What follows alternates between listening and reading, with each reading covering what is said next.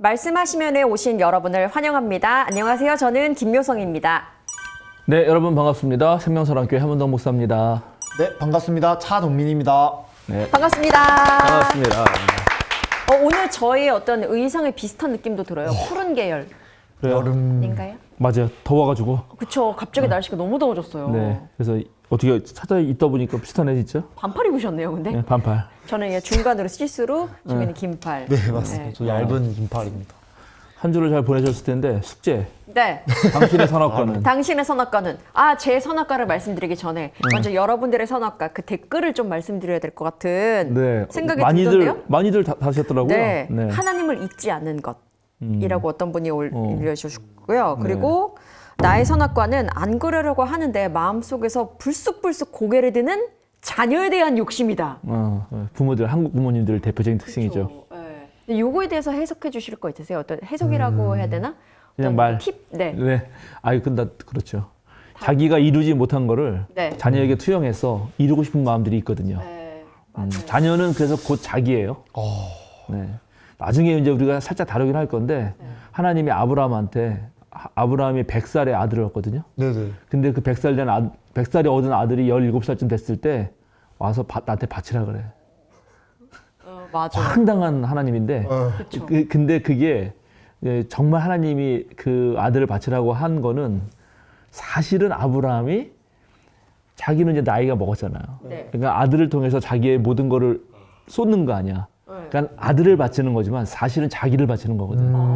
끝까지 포기할 수 없는 마지막에 남은 그것이 아들을 통해서 드러나거든요. 예, 그런 마음 충분히 이해하죠. 그건 부모가 되면 다 이해합니다. 네. 네. 그리고 또 다른 분도 있었는데 잠시만요. 이겁니다. K 장녀로 착하다는 말을 많이 듣고 자라신 분인데 현재도 그렇고 뭔가 내가 한 수고, 내가 한 선행을 드러내려고 할 때가 있다. 네. 자랑의 욕심 뭐 이런 것 같은데요. 네, 뭐 그렇죠. 무색 다 그렇지 않아요? 그렇죠. 다 그렇죠. 그렇죠. 아무래도 사람이 어쩔 수 없죠. 저의 선악과는 사실 저번에 그거 이제 말씀 배울 때부터 생각했던 부분이긴 한데 저의 선악과는 상대방에게 선함이 있다, 그러니까 선의가 있다고 인정하기가 어려워요. 네, 사실 저 주변에서 막 이런저런 소통에 관한 이야기를 들을 때 소통의 기본은 상대방의 말 속에 선의가 있다는 것을 인정하라. 인정하지 않고는 소통이 될 수 없다라는 이야기를 들은 적이 있거든요. 근데 저는 일단 약간 삐딱하게도 생각하고 저 사람이 나한테 왜 저런 얘기를 하지? 지금 공격적인 거 아니야? 저 안에 저희가 지금 뭐가 있는 거 아니야? 라고 날설 때가 있거든요. 야, 나 그렇게 안 좋게 보지 마. 때로는 사람이 그럴 때가 있다고요. 그러다 보니까 뭔가 작은 거에서 왜 지금 나를 저렇게 말하는 거야? 라고 공격적으로 반응할 때가 있는데 아니다. 저 사람 말 속에는 그래도 선의가 있을 것이다. 라고 생각을 하려고 노력하는데 안 그럴 때가 많아요. 요거는 코멘트가 필요하네요. 네. 네. 네, 이건 코멘트가 필요해요. 사실은 그렇게 되기 위해서는 그 전에 안전한 공동체. 그러니까 내가 안전한 공동체라는 건 뭐냐면 내가 무슨 얘기를 꺼내도 네. 수긍해 줄 수 있는 사람들이 모인 곳. 네. 그게 이제 뭐 친구 사이에 단둘일 수도 있죠. 가족일 수도 있죠. 이제 그런 경험들이 일단은 좀 많으면 좋아요, 사실은. 왜냐면 그런 것이 없었기 때문에 그런 것이 적었기 때문에 그런 것이기도 하거든요. 믿기가 조금 어려운 거죠. 그래서 진정한 대화가 뭐냐? 그 정의를 내리자 그러면 사랑하기 위하여 타인을 이해하는 것이거든요. 사랑하기 위해서. 타인을 이해하는 것. 그게 진정한 대화예요. 근데 이제 그거에 쉽지가 않죠.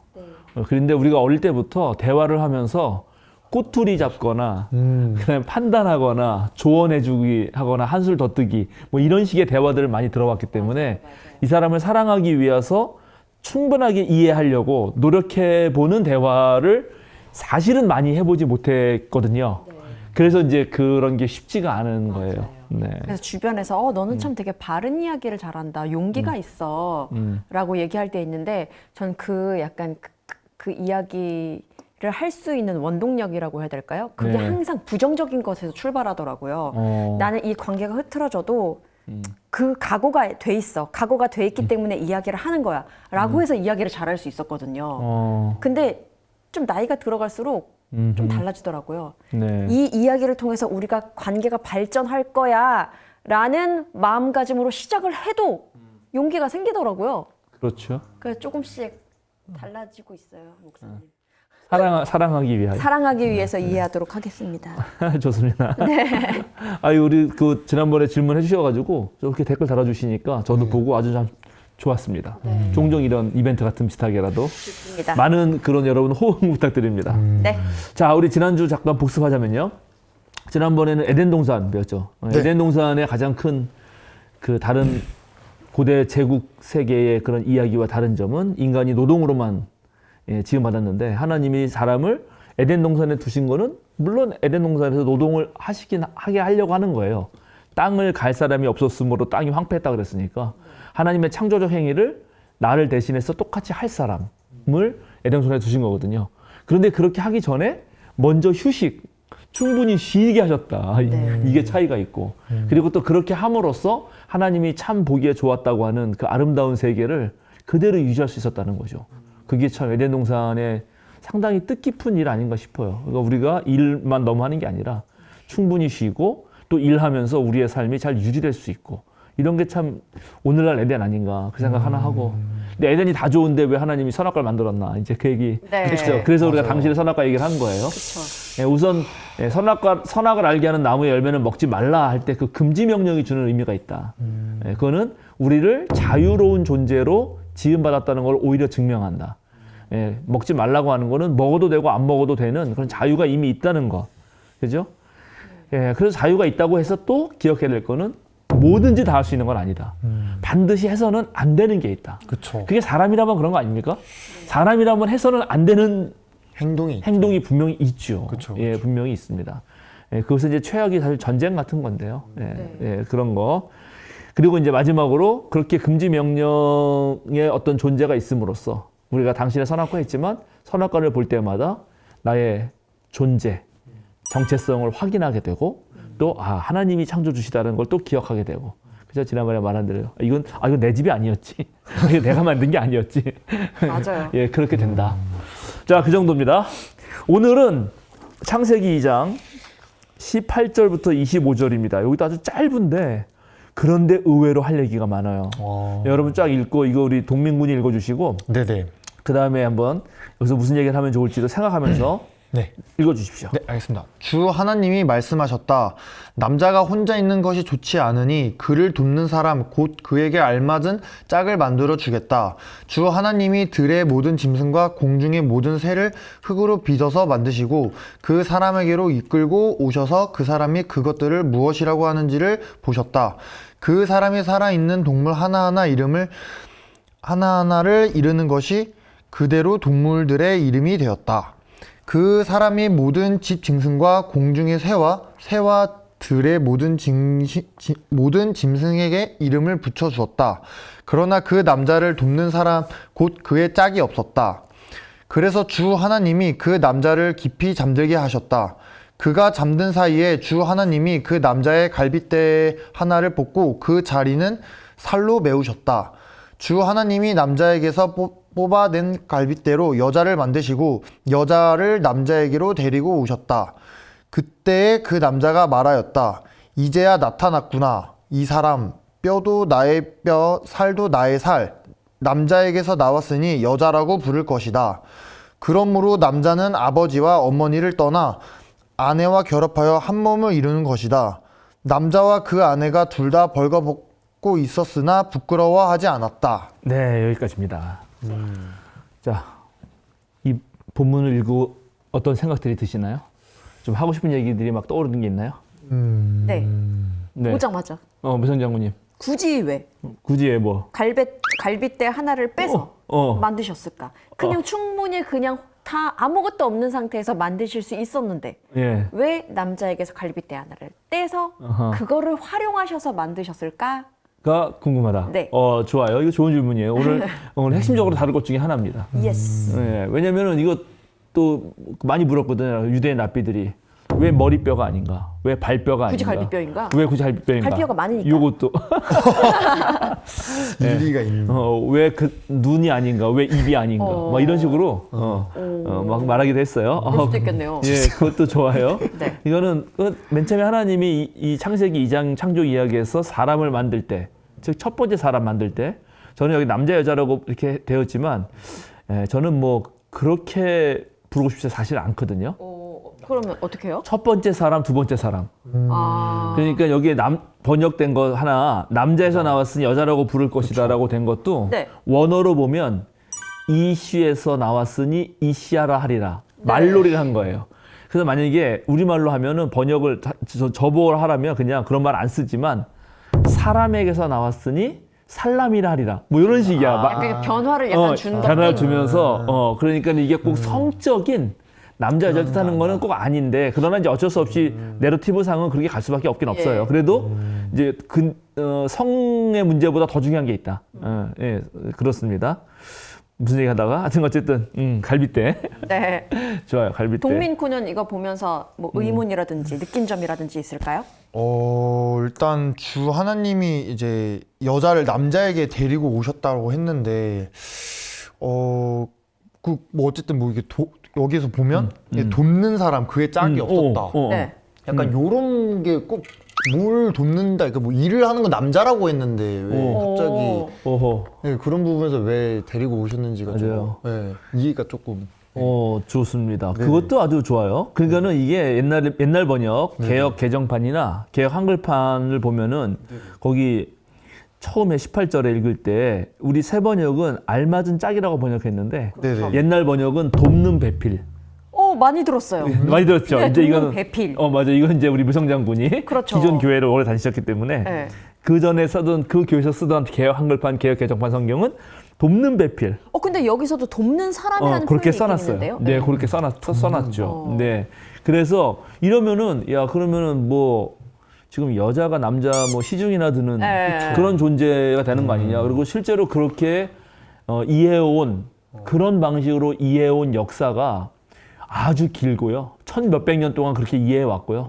지금도 여전히 그렇게 이해하는 사람들이 아직도 있어요. 교회 내에서 말씀을 전하실 때도 약간 여자와 남자의 정의를 아직도 그렇게 하시는 분들 많은데요. 맞아요. 남자는 뭐 강하고 여자는 약하고 그래서 뭐 여자는 남자에게 순종해야 되고. 맞아요. 그런 거 되게 많아. 어시스트 해야 되는.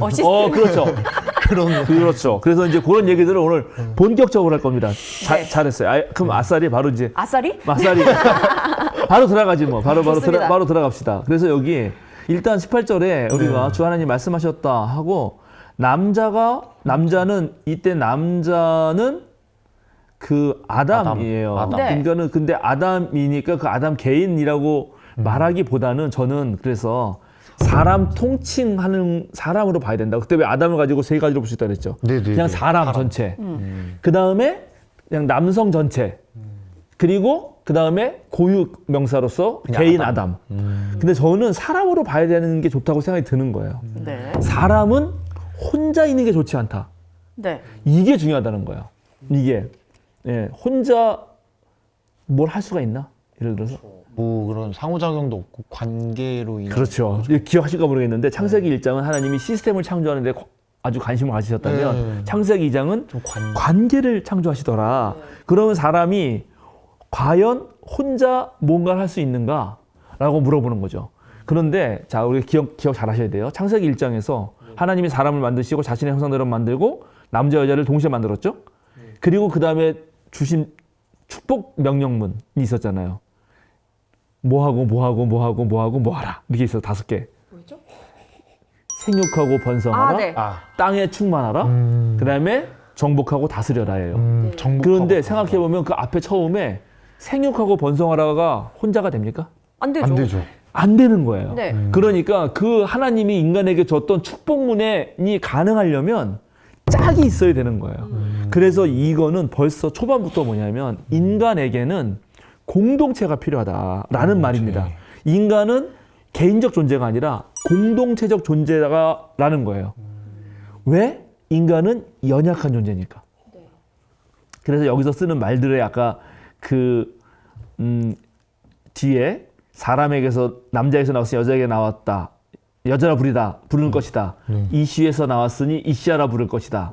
라고 하는 말의 그 말들의 어원을 따져가면 연약한 사람이란 뜻이에요. 연약한 이란 뜻이거든요.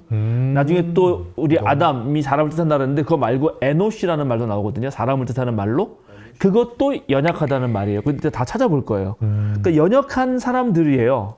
예, 죽을 존재. 요건 찾아볼 거예요. 아싸리. 그러면은 시편 동민군은 시편 90편 3절을 찾고 묘성장군은 이사야 51장 12절. 너희를 위로하는 이는 나 바로 내가 아니냐. 그런데 죽을 인간을 두려워하며 한갓 풀에 지나지 않은 사람의 아들을 두려워하는 너는 누구냐. 그렇지. 죽을 인간. 네. 그다음에 한 가지 풀의 존재, 풀 같은 네. 사라질 그런 인간. 할 때 그 인간 쓰는 단어가 에노시예요. 거기서. 그 인간이라고 번역된 게. 네. 그다음에 시편 90편 3절 읽어주세요. 주님께서는 사람을 티끌로 돌아가게 하시고 죽을 인생들아 돌아가거라 하고 말씀하십니다. 그렇지. 거기 사람을 돌아가게 하셨다. 네. 티끌 나왔죠. 흙의 먼지. 근데 거기서 사람을 돌아가게 하실 때 그 사람도 에노시거든. 그러니까 기본적으로 지금 창세기 2장에 말하는 사람은 처음부터 그랬죠. 흙의 먼지로 진 거잖아요. 흙의 먼지로 졌으니까 흙의 먼지를 빚은 거 아니에요? 그럼 그게 이제 말라면 어떻게 돼? 너무 잘 부서지죠. 진흙이 하면 촥. 그러니까 부서지기 쉬운, 깨지기 쉬운, 연약한 그런 뜻이라고요. 그 연약한 존재는 공동체적 존재라는 거야. 이게 제일 중요하다. 그러니까 여기서 기억해야 될 거는 인간은 혼자 살지 못한다. 뭔가 집단. 예, 지금 우리가 그 인류학적으로도 호모 사피엔스거든요. 우리가. 근데 호모 사피엔스 전에 네안데르탈인도 살았어요. 그리고 네안데르탈인이라는 그런 우리 고대 인류와 호모 사피엔스는 같이 지구상에 살았어요. 그런 시기가 있어요. 그런데 개별적으로 딱 보면은 네안데르탈인이 훨씬 더 등치도 크고 힘도 세요. 그리고 사냥도 훨씬 잘해. 네. 예. 그런데 네안데르탈인은 지구상에 사라졌어요. 그러게요. 그리고 호모 사피엔스가 살아남습니다. 왜? 머리가 더 좋나? 아니에요. 그렇지 않아요. 그럼요? 집단에 대한 그런 게. 그렇지. 협력을 해요. 사피엔스는 협력할 줄 안다고요. 그러니까는 우리 인류가 그래도 지금 살아남았다는 게 놀라운 건데 더 재밌는 건 뭐냐면 다른 동물들 예를 들어서 이제 원숭이들 있잖아요. 원숭이, 고릴라, 침팬지 얘네들 약간 영장류들. 걔네들하고 우리하고 가장 큰 차이 중에 하나가 뭐냐 하면 인간만이 식사란 걸 합니다. 식사. 식사는 뭐냐? 네. 혼자 막 먹는 게 아니라 뭘 잡아서 같이 먹는 거예요. 함께 먹는 거. 동물들 함께 먹지 않아요. 그냥 혼자 먹어요. 혼자 먹어요. 바로 잡잖아요. 맹수 같은 게 만약에 무슨 뭐 표범이나 무슨 사자 이런 게 딱 잡잖아. 그러면 그걸 거기서 바로 먹어요. 먹다가 다 못 먹고 가면 이제 그 냄새 맡고 막 동물들이 와서 막 먹는 거지. 근데 인간은 그렇지 않아요. 인간은 황소를 잡았다. 그러면 그걸 안 먹어 거기서. 그렇죠. 꼭 들고 가. 그래서 나눠 먹어요. 네. 그게 인간이 다른 영장류하고 다른 점이야.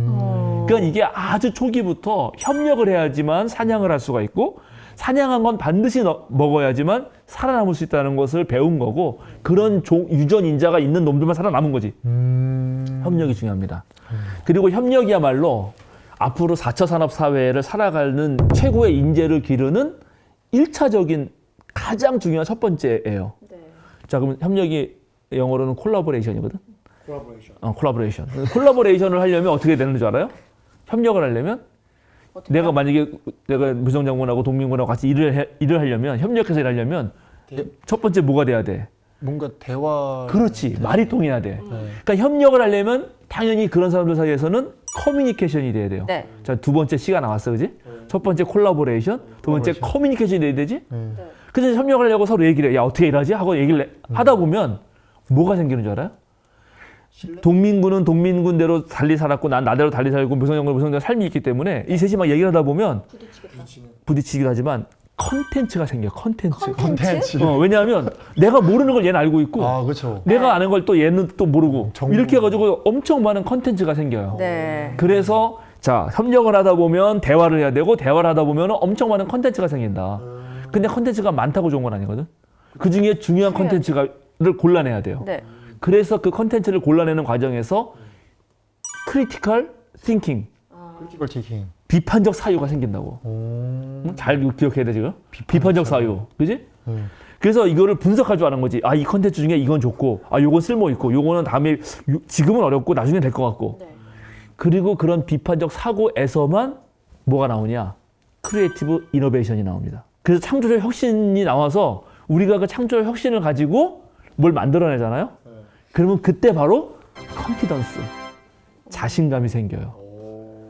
자신감이 생겨서 이제 뭔가 다 됐잖아. 그러면 또 협력하려고 하겠지. 네. 계속 꾸려나가는. 그렇지. 계속 빙빙빙 돌죠. 응? 이것이 앞으로 미래 사회를 살아가는 육시라고. 6개의 C. 콜라보레이션, 커뮤니케이션, 컨텐츠, 크리티컬 싱킹, 크리에이티브 이노베이션, 마지막 컨피던스. 저 근데 이 6가지 중에서 여기 비판적 사고가 들어가는 게 되게 신기해요. 이 6가지 항목 중에 이게 지금 비판적 사고 그걸 추려내는 어떤 사유가 진짜 중요하다는 거를 이렇게 딱 눈으로 확인하니까 좀 신기한 것 같아요. 그렇죠. 이거는 이게 오늘날 지식 정보가 엄청 많잖아요. 네. 뭘 터도 다 나오거든. 네. 근데 거기서 이게 뭐가 좋은지, 뭐가 나쁜지, 뭐가 똥인지 된장인지, 그치? 알아야죠. 그걸 모르니까 지금 사람들이 헷갈려 하는 거거든요. 무조건 정보도. 수용할 수도 없고. 예, 그렇죠. 그래서 비판적 사고가 반드시 필요한 것이고 그걸 길러내야 됩니다. 그래서 요 각각마다 전부 다 그 하는 항목들이 있어요. 그러니까 어떤 사람이 하는 걸 보면 아, 얘가 지금 커뮤니케이션이 잘 안 되고 있구나. 커뮤니케이션은 1차 정도 단계에 있구나. 이 정도 단계에 있구나를 알 수가 있거든. 자, 그래서 어쨌든 신기하다. 이 첫 번째 말은 사람은 역시 혼자 있는 게 좋지 않다라고 하는 이 생각이 대단한 거예요. 대단한 거. 자, 그래서 우리 하나 더 읽읍시다. 전도서가 있어요. 아까 시편 찾았죠? 네. 시편 다음이 잠언이야. 그 다음이 전도서거든. 시잠전. 전도서 4장. 시편, 잠언, 전도서거든요. 찾아보세요. 전도서 4장 9절에서 12절 읽어주세요. 혼자보다는 둘이 더 낫다. 두 사람이 함께 일할 때 더 좋은 결과를 얻을 수 있기 때문이다. 그 가운데 하나가 넘어지면 다른 한 사람이 자기의 동물을 일으켜 줄 수 있다. 그러나 혼자 가다가 넘어지면 딱하게도 일으켜 줄 사람이 없다. 또 둘이 누우면 따뜻하지만 혼자라면 어찌 따뜻하겠는가. 혼자 싸우면 지지만 둘이 힘을 합하면 적에게 맞설 수도 있다. 세겹줄은 쉽게 끊어지지 않는다. 그렇지. 세겹줄 이야기. 세겹줄 이야기. 네. 유명한 얘기죠.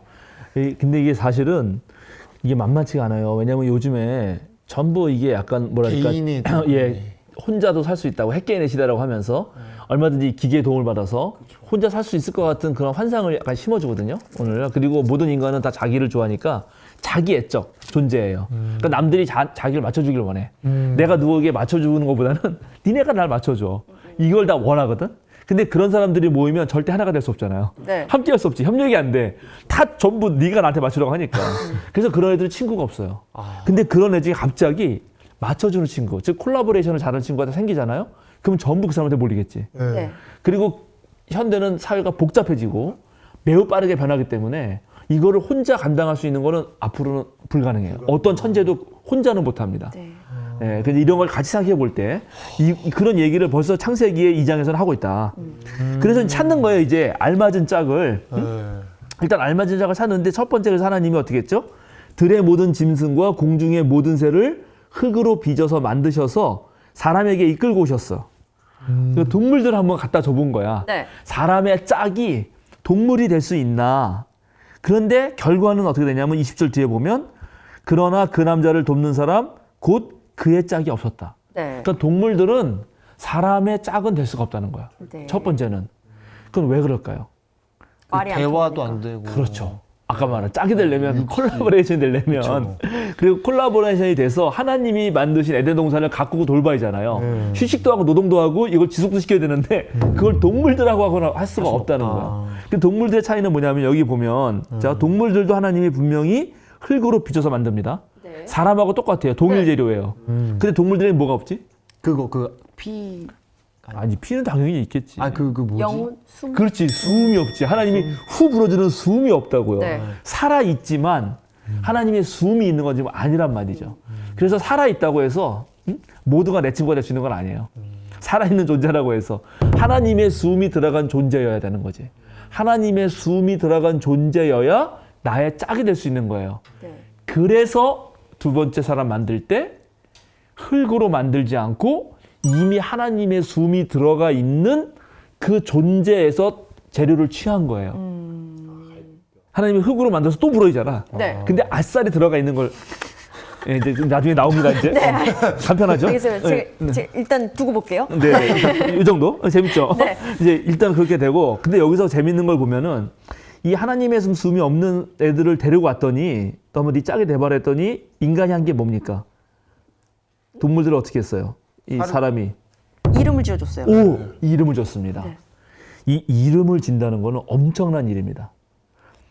지금 자 하나님이 창조할 때 어떻게 했죠? 빛이 있으라 네. 하고 빛이 있었죠. 그 다음에 하루가 지나고 뭐 됐더니 이건 첫째 날이다. 둘째 날이다. 하나님이 전부 다 언어로 말씀으로 규정을 하고 있습니다. 근데 지금 사람이 똑같이 따라서 하고 있죠. 규정을 하는 거예요. 언어로 세계화를 하는 것입니다. 사람이 우리의 모든 언어는 이 무차별한 혼란을 질서 지으면서 차별화시켜줘요. 규정을 지으면서. 그러니까 예를 들어서 이름이란 건 그런 거예요. 자, 산 이러면 그거는 강이 아니고 바다가 아니라는 거죠. 네. 그렇죠. 또 뭐가 있나? 뭐 한라산 이러면 그건 백두산이 아니라는 얘기야. 그렇죠. 그러니까 이 산 자체는 다르다는 거지. 근데 그냥 산에 버리면 야 어떤 산을 말하는 거야. 네. 어느 산에 가자고. 야, 대둔산 뭐 이러면 그러면 이게 질서가 지어지잖아요. 네네. 그러니까 여기에 지금 사람이 하나님 닮아서 세상을 창조하는 행위를 하는데, 자 근데 또 재밌는 거는 이 사람이 동물을 만들었나? 아니요? 그건 아니야. 네. 만든 건 누가 만들었지? 하나님이. 만들었죠. 하나님은 존재를 만들어요.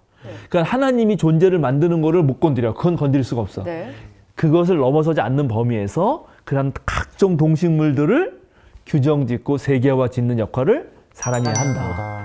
그런데 그런 동물들은 그렇게까지는 하는데, 즉 지배하고 다스리고 어느 정도까지 구별도 하고, 너는 이쪽에 살아, 너는 물고기니까 저쪽에 있어야 될 것 같아, 뭐 이렇게 그건 하는데 그걸 직접 짓는 건 아니다. 네. 이걸 할 수 있습니다. 동시에 여기 이제 하나 더 깊게 들어가면 동물들이 갖는 상징 말이에요. 동물들이 갖는 상징이요? 동물들이 네. 갖는 상징. 그거는 하나님의 숨은 없어요. 근데 흙으로 빚었고 살아있어. 네. 막 돌아다녀. 숨은 없는데 살아있는 것들이 막 돌아다녀요.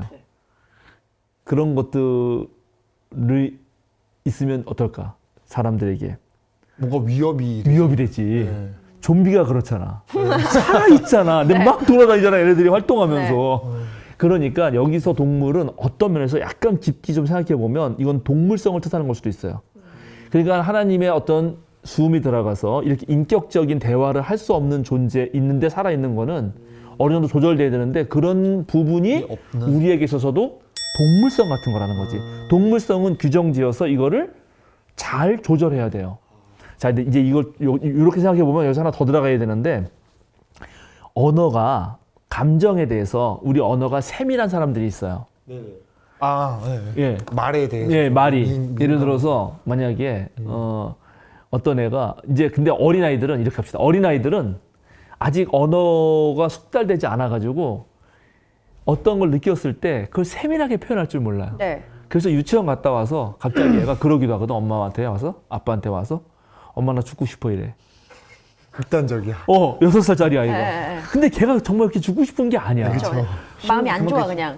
그냥 마음이 안 좋고 뭐가 어려운 일이 있었는데 힘들어. 그거를 표현할 수 있는 언어가 적은 거야. 한정적인. 그렇죠. 그래서 언어가 적으면 이걸 표현할 수가 없기 때문에 그걸 온전히 다루거나 풀어낼 수가 없어요. 그래서 왜 무슨 일이 있었어?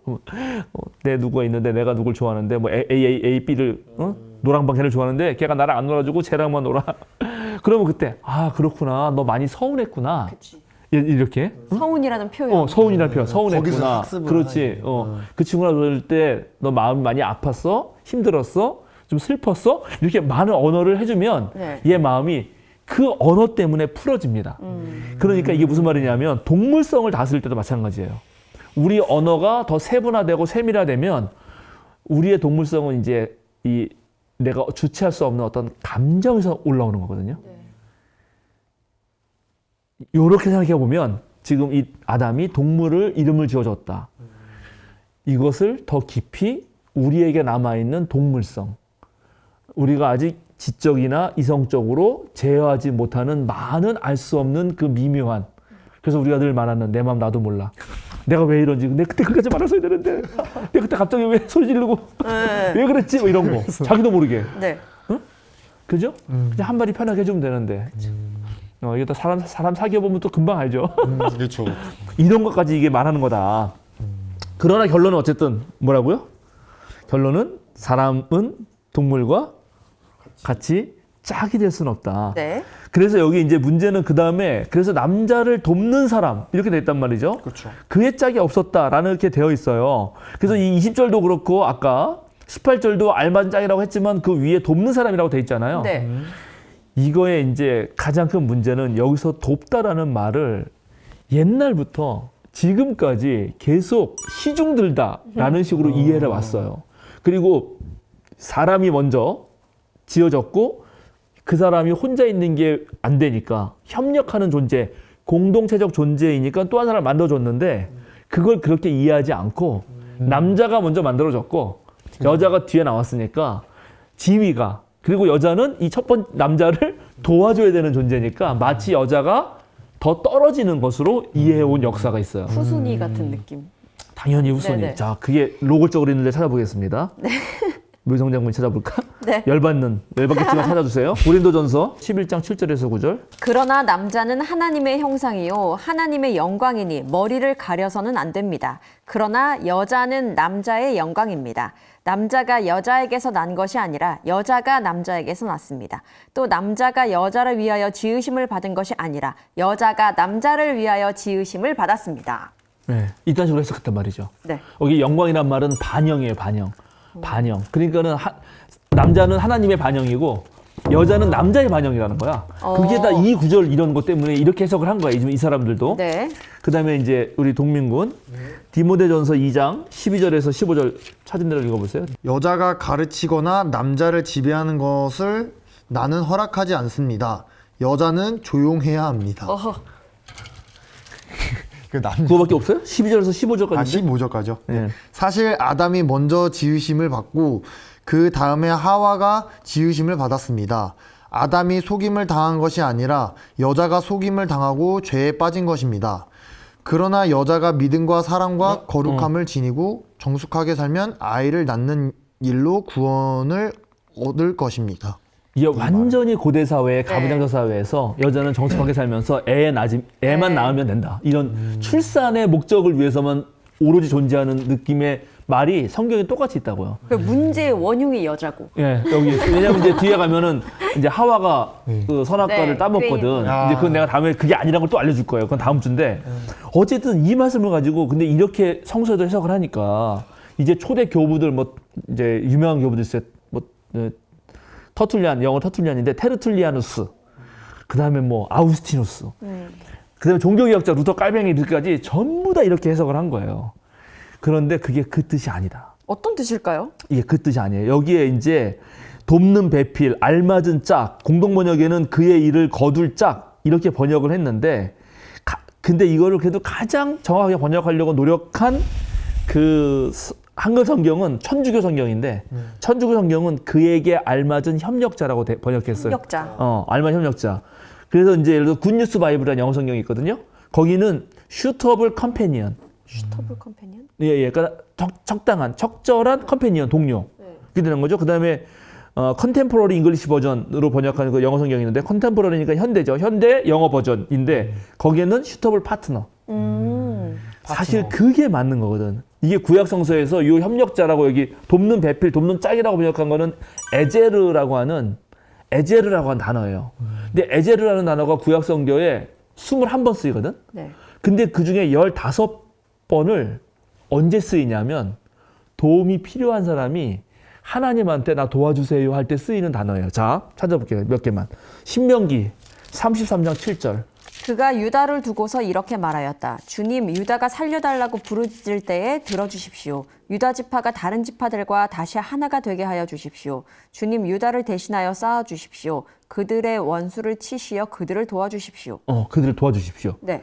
자, 이런 거. 그 다음에 또 하나 찾아볼까요? 출애굽기 18장 4절. 그거는 우리 동민군. 그 다음에 우리 류성 장군은 시편 121편 1절.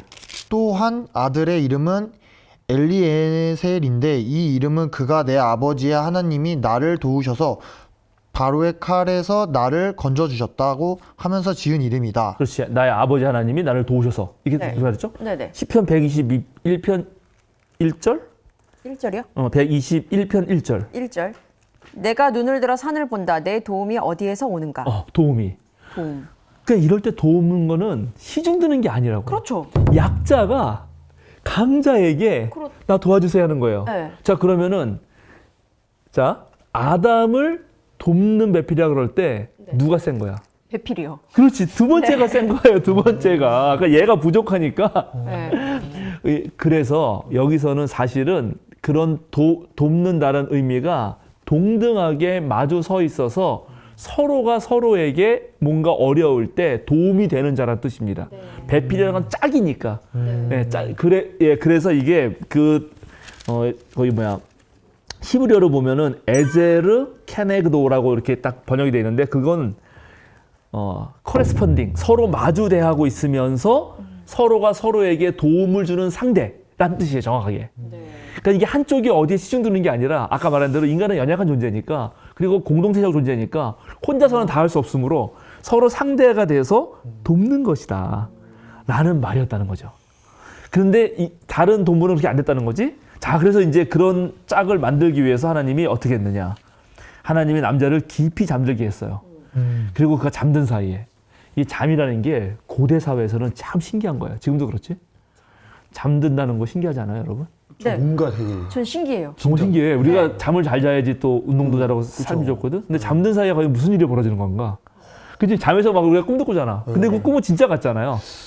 뇌의 입장에서 보면 자면서 꾸는 꿈이나 이렇게 안 자고 하는 거나 뇌 입장에서 똑같아요. 네. 똑같이 스크린에서 그림이 그려지는 거거든. 다른 거는 우리 크랭크 축이 안 껴 있어가지고 밤에 꾸는 꿈에서는 몸은 안 움직인다는 거지. 이게 기어랑 연결이 안 돼 있거든. 네. 중립이야, 중립 기어.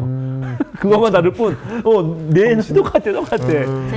잠이라는 게 너무 신기해요. 예, 그 고대 사회에서도 이 잠이 신기한 거예요. 네. 그러니까 잠에 빠진 사이에는 이 아담이 전혀 의식이 없을 때, 그러니까 신비스럽게 어떻게 됐는지 모르는데 어머. 갑자기 자기를 도와줄 또는 함께 도움이 돼서 이제 공동체적 존재가 돼서 완벽한 합체가 될 존재가 등장하는 거예요.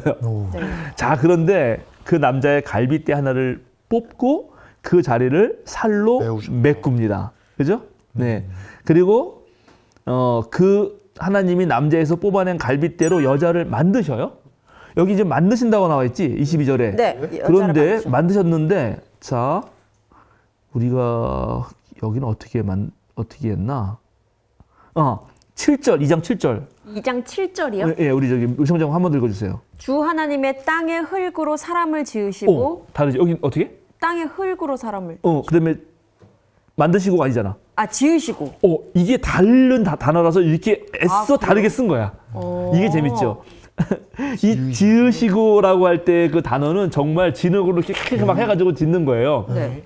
그런데 여기에 이 두 번째 사람 만들 때 여기 여자라고 되어 있지만 여기에 만드시고는 이거는 건축하다라는 뜻이 더 가까워요. 근데 건축하려면 더 어떻게 하지? 짓는 거는 정말 이 찰흙반죽으로 짓는 그거거든. 네네. 그거 그냥 막 하잖아, 애들이 장난하듯이. 근데 건축은 뭐가 필요하죠? 보통 건축하기 전에 집 안 져봤구나. 땅. 아무래도 땅이 필요하지만 재료가 중요하지 않아요. 제일 처음에 건축을 하려면 관공서에 뭐가 들어가야지 무조건 건축할 수 있어요. 허가. 설계도가 있어요.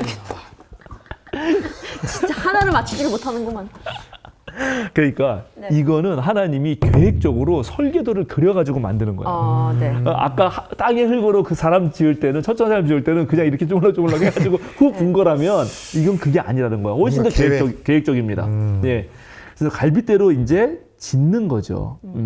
그리고 아까 말한 대로 왜 그러면 흙으로 똑같이 안 했냐. 이렇게 쪼쪼쪼 해가지고 이렇게 후 불지. 그렇게 안 하고 그 첫 번째 사람보다 훨씬 더 이미 하나님의 숨이 들어간 그 존재로부터 딱 짓는 겁니다. 그러면 그 존재에서 나왔기 때문에 나중에 아담도 부르죠. 자기가 그렇게 이씨에서 나왔으니 이씨라고 하리라. 이거 두 개는 같은 말이에요. 그러니까 이거는 둘은 사실은 원래보다 같은 존재라는 거야. 네. 그렇잖아요. 내 몸에서 나왔으니까 그리고 원숭이 저기 누구냐 손오공 알아요? 손오공? 네, 알죠. 손오공이 털 뽑아가지고 불면 네, 똑같이 나오잖아. 나오죠. 네. 자기 털을 뽑아야 될 거 아니야. 네. 그지 그 저팔계 털 뽑아서 하진 않을 거 아니야. 자기 털 뽑잖아. 그래서 같이 그런 뜻이란 말이죠. 첫 번째 위아래가 있는 게 몸의 아니라 일부가 동등한 존재다. 동일 존재다. 그리고 그게 그 다음에가 이제 갈빗대가 그겁니다. 왜 갈빗대인가 하는 거지. 네. 네, 그 유명한 왜? 얘기가 왜? 있어. 랍비들이 설명한 건데 머리뼈로 만들면 두 번째 나온 사람이 첫 번째 나온 사람 머리 위에 선다는 거야. 동등한 위치가 아니라는 거예요. 중간에 있으니까. 머리뼈를 갖다 하면은 두 번째가 머리가 되잖아. 갈비는 몸의 중심이기 때문에. 그리고 발로 만들면은 첫 번째 사람이 두 번째 사람 발로 누른다는 거야. 그래서 갈비뼈를 했다라고 말하는 유대인도 있어요. 그런데 원래 뜻은 그게 아니에요. 원래 갈빗대보다 더 중요한 거는 이게 다른 나라 아까 수메르 문명 바벨로니아에서도 여신이 아파요. 막 아픈데 어디가 아프냐면 옆구리가 아파. 네. 그 옆구리를 치료해주기 위해서 사람을 탄생시킨 게 나오는 이건 이야기가 있거든. 그래서 그 사람이 와서 탄생시키고 치유해줘요. 그래서 그 이야기는 싹 사라지고 옆구리만 남아서 이게 일로 온 건데, 응? 근데 이때 옆구리로 온 거는 그때 치료해준 게 생명을 살린 거라서 생명의 뜻이 오는 게 하나 있고, 첫 번째는. 두 번째는 옆구리는 뭐냐면 사실은 나란이란 뜻이야. 나란히. 나란히 병렬. 옆구리가 닿아야 되는 거거든. 네. 이렇게 옆구리.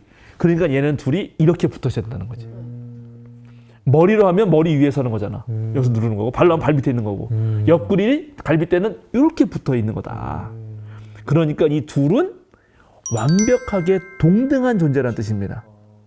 이해하셨어요? 네네. 이해하셨죠? 자, 그랬습니다. 이 얘기.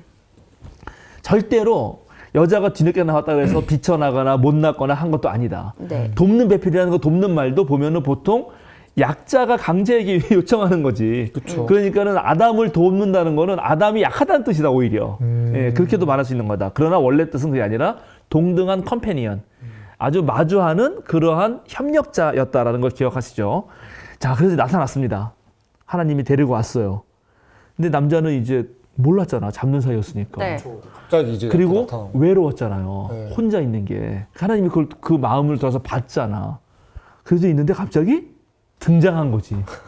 나랑 동일한 존재가. 동일 본질. 똑같은 존재가.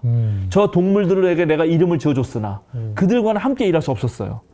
그러나 이제 그런 똑같은 존재가 나온 거죠. 그래서 그 똑같은 존재 확인을 하는 말을 외칩니다. 그 외치는 말이 이제야 나타났구나. 이 사람. 아, 이 사람. 뼈도 나의 뼈, 살도 나의 살. 왜 뼈도 나의 뼈, 살도 나의 살이라고 했을까? 내 걸로 만들었으니 뭐 그런 거. 그러면 내 갈빗대로 왔으니까는 갈빗대도 나의 갈빗대 뭐 이렇게 해야든지 뭐 해야 될 거 아니야. 뼈도 나의 뼈, 살도 나의 살. 동일한 존재라고 그쵸. 생각. 근데 왜 뼈하고 살이냐고? 뼈와 살이 있어야 그게 이제 그렇지. 사람이라고. 뼈는 가장 우리 몸에서 센 부분이잖아요. 네. 강한 부분. 네. 살은 가장 약한 부분이에요. 아, 네. 그러니까는 뼈도 나의 뼈, 살도 나의 살이라고 하는 거는 사실은 전체를 말하는 거예요. 자, 그거 하나 볼까요? 그러면 욥기. 르성장 한번 찾아주세요. 네. 욥기 2장 욥기 2장. 4절, 5절. 욥기 2장 4절에서 5절. 네, 읽어주세요. 사탄이 주님께 아뢰었다. 가죽은 가죽으로 대신할 수 있습니다. 사람은 자기 생명을 지키는 일이면 자기가 가진 모든 것을 버립니다. 이제라도 주님께서 손을 들어서 그의 뼈와 살을 치시면 그는 당장 주님 앞에서 주님을 저주하고 말 것입니다. 여기 뼈와 살 나오죠. 네. 그러니까 그의 뼈와 살을 치라는 거는 전부. 너 강한 부분도 치시고 약한 부분 다 쳐버리고 전부 치라고. 그러니까 전부가 왔구나. 네. 이렇게 말한 것도 있고요. 그다음에 뼈와 살이 이제 우리 말로는 친족, 골육 이런 말 있죠. 골육. 네. 우리는 나의 골육이야. 그것도 골이 뼈골이고 육이 살이잖아요. 육체잖아. 그러니까는 골육. 아주 가까운 친밀한 존재라는 표식입니다. 그러니까 그렇게 하고 하는 말이 이씨에서 나왔으니 이씨라 하리라. 네. 사람에서 나왔으니 살롬이라 하리라. 뭐 이렇게 말놀이를 한 거라고. 그러니까 이거는 존재를 부여한 거예요. 아직 이 사람은 고유명사로 이 여성에 대해서 이름 짓지 않습니다. 아직까지는. 나중에 가면 하와라는 이름을 지어줘요. 그건 또 다른 이제 또 얘기가 있어요. 그러나 그 전에 자기와 동일한 존재를 확인하고 아까 이름 짓는다는 거는 규정을 하는 거거든. 근데 규정하는 거는 다소 위험해. 응? 아우 동민이 걔는 그래. 이렇게 몇 가지 규정하잖아. 이걸 말꼬리를 붙인다는데 꼬리표를 프레임을 씌우는 거거든. 네. 근데 여기는 첫 번에 동물 왔을 때처럼 규정을 하지 않아요. 존재를 확인하는 거야. 네. 이건 다른 문제예요. 그러니까 이 둘은 누가 누구를 지배하지 않죠. 이해하셨죠? 네. 근데 어쨌든 이 순서는 첫째 사람이 있었고 둘째 사람이 있는 거고 둘째 사람이 나옴으로써 사실은 그때서야 첫째 사람과 다른 또 다른 존재가 있으니까 첫째 사람을 남자로 부르면 그때서야 여자로 부르는 거고 둘째 사람을 여자라고 부르면 그때서야 여기 남자가 되는 겁니다. 첫째 사람만 있을 때는 아직 남자 여자가 아니잖아요. 이해되시죠? 네. 구분하기 위해서 그런 거예요. 그러니까 이씨도 마찬가지다. 그래서 첫째 사람, 둘째 사람이라고 해놓고 그거를 사실은 둘 다는 부족한데 둘이 협력해서 나란히 서서 동등하게 있을 때 완전한 존재가 되고 그리고 인간은 그야말로 공동체적 존재다. 그걸 기억하고 살아야 된다라고 말을 하는 겁니다. 이해하셨죠? 네. 그래야 이제 하나님의 축복문, 생육하고 번성하고 땅에 충만하고 하나님 대신해서 이 땅을 다스리고 그다음에 잘 동물성을 정복해가지고 하나님의 이런 창조 세계를 잘 지을 수가 있는 거예요. 아 이러면 이제 뭐 얘기할 만한 거 다 했어요. 근데 이렇게만 하지 말고 여러분도 진짜 내가 이제 이런 거 이제 결혼할 때 많이 결혼식 그 주례할 때 네. 설교 내가 많이 쓰긴 쓰거든요. 그리고 맨날 말도 하죠. 니네들 만났을 때 서로 이렇게 시를 지었는데 말이지. 다 시로 만났지? 나중에 그 시가 유기되면 안 된다. 그 둘이 결혼해가지고 한눈에 반해가지고 왜 그거 뭐라 그러지? 네 글자로? 천생연분? 그 천생연분이라는 말이 있잖아요. 그래가지고 다 핸드폰 보면은 천생연분이라고 써있냐고 물어보면 아니요 평생 왼수인데요. 이러지 말라고 내가 이런 얘기 하는데 어쨌든 이러한 시를 부릅니다. 그래서 어떻게 했어요? 그 다음에 24절 보면 그러므로 이제 사람은 여기서 이제 남자가 되는 거죠. 또 사람이 등장하는 순간 남자는 아버지와 어머니를 떠나 아내와 결합하여 한 몸을 이룬 것이다. 이렇게 나왔어요. 이거는 이제 이미 사실은 그런 어떤 가정을 꾸리는 그리고 생물학적으로 남자 여성이 꾸리는 느낌이 있습니다. 그런데 여러분 좀 이상하지 않아요? 보통 남자가 아버지 어머니의 집을 떠나서 아내 쪽으로 갑니까? 아니면 아내가 고대 사회에서 반대로 당연히 여자가 보통 그렇죠. 떠나는 거 아니었을까요? 약간 네. 느낌이 그렇죠. 시집 간다는 말이 있고 장가 든다는 말이 있어요. 그 다 같은 말이야 사실은. 네. 고려 시대 때는 장가를 먼저 갔습니다. 장가는 뭐냐면 장인 어른의 집이에요. 장자는 어른 장자, 지팡이 장자구나. 지팡이 장자인데 지팡이를 진 사람이 어른이잖아. 네. 그러니까 그게 보통 장인 어른을 그렇게 말해. 이번에 저기 종로에 당선된 누구지 그 곽상원 씨가 네네네. 누먼의 소녀 부를 때 어르신이라고 부른다고. 네, 어르신은 뭐 이러면서 그게 네. 지팡이든 장인 어른을 말할 때 장인 어른이잖아. 네네네. 그래서 장가 드는 거는 사위가 장인 어른 집에 가는 거예요. 고려 시대는 남녀가 동등했기 때문에 일단 결혼해가지고 여자 집에 가. 그래서 거기서 20년 동안 정도 노동력을 제공해요. 네. 그래서 애들은 보통 외갓집에서 자라요. 누가 그렇게 자랐나? 율곡이가 신사임당하고 강릉에 자랐잖아요. 네. 그 조선 초기만 해도 그런 모습이 남아 있었던 거지. 그리고 한 거기서 20년 정도 있다가 이제 그때쯤 시집을 옵니다. 네. 시집은 시가댁이지. 네, 정말 시아버지. 예. 네. 그래서 그때 오면 이제 그때 왔을 때 현구고래라 그래가지고 시아버지 시어머니를 뵙는 예식을 해. 근데 오늘날 그걸 이제 잘못 알아가지고 패백이라 그러는데 패백은 다른 거고. 근데 패백 갈 때 막 대추 밤 던져주잖아. 네. 애만이 나라 이러면서 막 네. 하거든. 뭐 그런 뜻도 없지 않아 있지만 그거는 그 뜻이 아니라 딱 오면은 대추 던져주고 밤 던져줘요. 대추는 한자로 조자야. 대추 조. 네.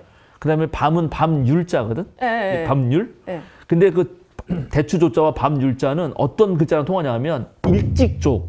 네. 조식 할 때 일찍조. 네. 일찍조 아침조. 일찍조자와 그다음에 두려워할 율자. 떤다. 삼갈 율자랑 통해요. 오, 네. 이게 무슨 말이냐? 밤 대추 던져주는 거야.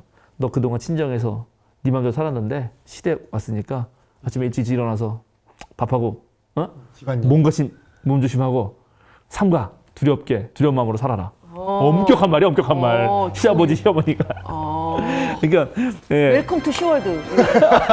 웰컴 투 시험인데 네. 조심해라 이거지. 네. 웰컴 투 시험. 머리 들지 말고. 아, 그렇지. 그렇지.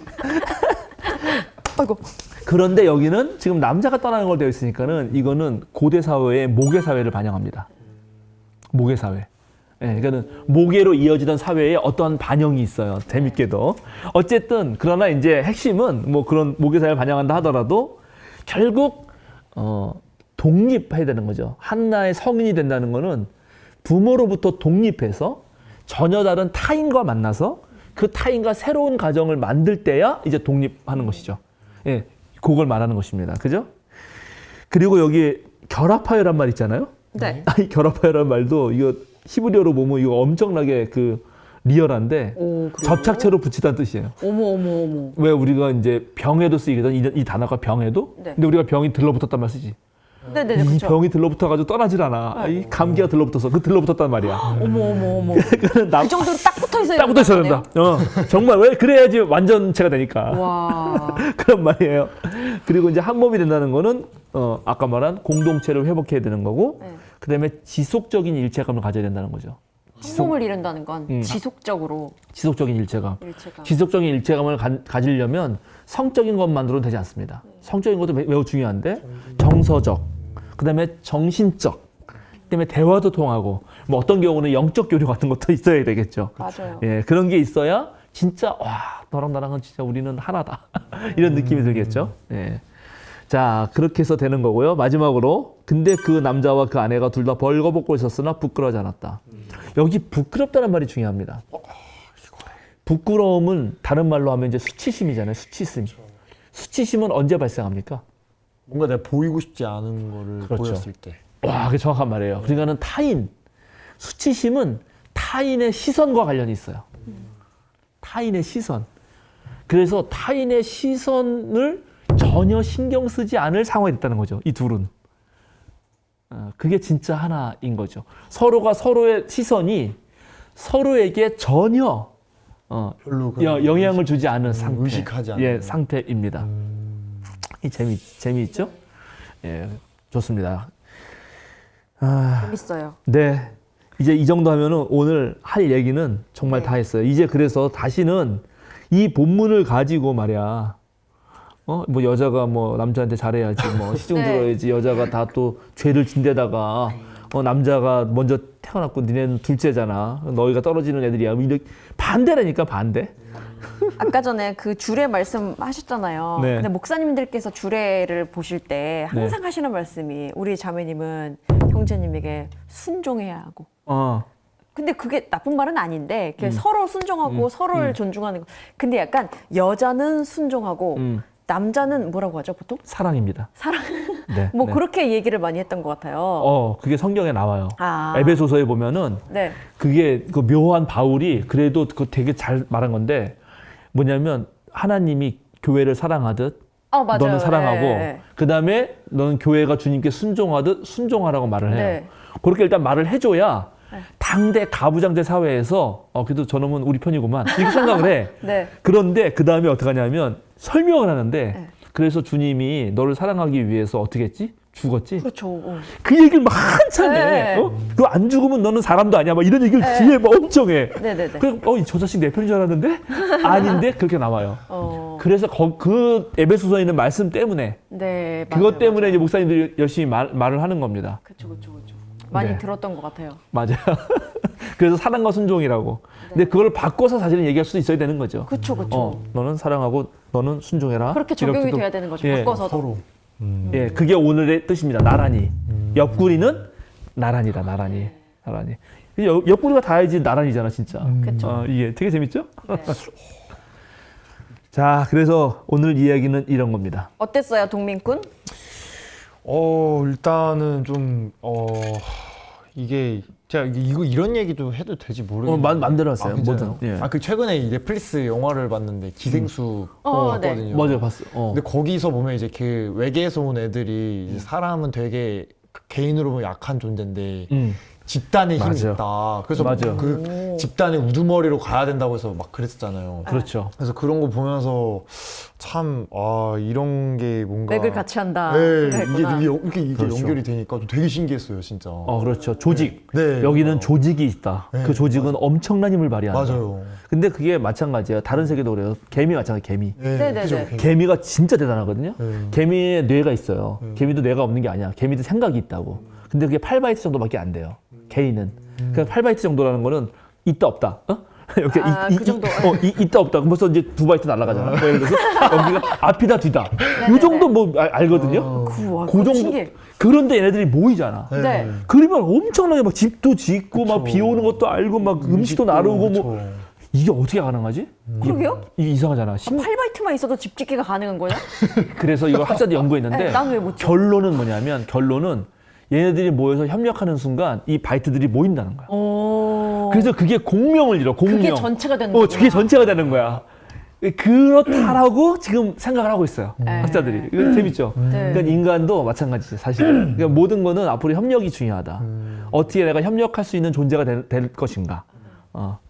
저는 사실 어렸을 때 이제 뭐 어렸을 때도 아니죠. 불과 얼마 전까지만 해도 사실 성경 속에서 이 남녀를 다루는 남녀를 대하는 그 기독교에서 말하는 남녀의 어떤 모습을 봤을 때 예전에는 막 여자가 남자에게 순종해야 되고 했는데 요즘에는 약간 뉘앙스가 달라졌다. 그게 어떤 시대적 그 환경, 흐름에 따라서 요즘에 달라진 거구나. 요즘도 그렇게 여자가 남자한테 순종하라고 하면 그건 좀 욕먹을 거니까 그냥 트렌드를 반영한 거구나 생각했었는데 그게 아니라 애당초 말씀 속에서 그렇게 동등한 존재라고 쓰여 있었다는 거를 오늘 확인을 하면서 역시 하나님은 그랬어. 라는 생각이 들어요. 그렇습니다. 근데 이제 인류의 역사 속에서 모계 사회가 있는 건 분명합니다. 왜냐하면 출산을 하고 키워야 되기 때문에 아빠는 몰라도 누군지 엄마는 알 수 있거든. 그렇잖아. 그쵸. 당연히 그 엄마가 키우니까. 그건 모계 사회는 존재했어요. 그런데 모권 사회, 모권은 뭐냐면 여성, 어머니가 권력을 가진 사회는 존재하지 않았거든요. 이거는 생물학적 문제가 있어요, 분명히. 남자가 되든 힘으로 막 하니까 권력을 잡기가 쉽지 않은 거예요. 그래서 어쩔 수 없이 인류의 역사는 가부장적인 문화가 있고 네. 성경도 가부장적 문화가 있는 상황에서 쓰이니까 예. 곳곳에 그런 얘기가 많이 있어요. 그런데 창세기만 읽어봐도 어지만 제대로 읽어보면 그런 가부장적 사회 속에서도 이런 동등한 평등한 사유가 언제나 숨어있고 싹터 있다. 그걸 우리가 확인하는 거죠. 우리가 그 시대적 상황을 반영해서 보면 1장도 그렇고 2장도 그렇고 굉장히 혁명적인 이야기인 것 같아요. 혁명적인 이야기입니다. 네. 정말 대단합니다. 예. 맞아요. 예. 정말 대단해요. 사실은 여기에 이제 나중에 뒤에 가서 한 번 더 얘기하겠지만 오늘 살짝 그러면 우리가 다음 주에 할 건데 네. 예고를 하자면 마지막으로 나중에 하와가 이름을 이제 부여받거든. 네. 얘네가 범죄를 다 저지르고 나서 더 이상 생명나무의 열매를 먹을 수 없게 돼요. 그러면 이제 남자는 죽게 되잖아. 이제 사람은 죽게 되는 거야. 살 수가 없어. 네. 그러면 그거를 살게 하고 계속 유지하게 하는 거. 그러니까 인류 전체에서 이 생명나무 열매를 못 먹는다고. 그럴 때 이제 더 이상 살 수가 없어요. 죽어. 근데 개인은 죽어도 사람은 안 죽을 수 있잖아. 계속 이어지면 되니까. 그쵸. 그걸 누가 하지? 여성이 합니다.